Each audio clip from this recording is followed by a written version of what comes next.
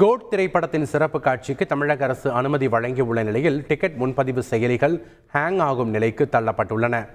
இந்த திரைப்படம் வியாழக்கிழமை உலகம் முழுவதும் வெளியாக இருக்கும் நிலையில் சென்னை மற்றும் இதர மாவட்டங்களில் திரைப்படத்தின் சிறப்பு காட்சிக்கு தமிழக அரசு அனுமதி வழங்காமல் இருந்தது.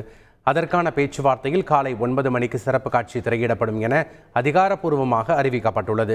அறிவிப்பு வெளியான அடுத்த சில மணி நேரங்களில் டிக்கெட் முன்பதிவு விறுவிறுப்பாக நடைபெற்று வருகிறது. இதனால் முன்பதிவு செயலிகள் ஹேங் ஆகும் நிலைக்கு தள்ளப்பட்டுள்ளன. கர்நாடகாவில் நடிகர் விஜயின் கோட் திரைப்படம் நாளை அதிகாலை 4 மணிக்கு சிறப்பு காட்சிகளுடன் வெளியாகிறது. கோட் திரைப்படம் உலகம் முழுவதும் நாளை முதல் திரைக்கு வரும் நிலையில் கர்நாடகாவில் அதிகாலை 4 மணிக்கு ரசிகர்களுக்கென சிறப்பு காட்சிகள் திரையிடப்பட உள்ளது.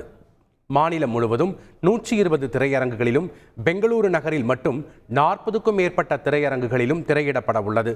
ரசிகர்கள் காட்சியை பொறுத்தமட்டில் பெங்களூரு நகரில் 8 திரையரங்குகளில் காலை 4 மணிக்கு சிறப்பு காட்சிகளுக்கு ஏற்பாடு செய்யப்பட்டுள்ளது.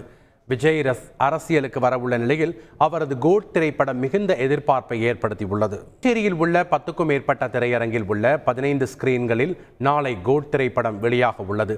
நடிகர் விஜய் நடித்துள்ள கோட் திரைப்படம் மிகுந்த எதிர்பார்ப்புடன் நாளை வெளியாக உள்ளது.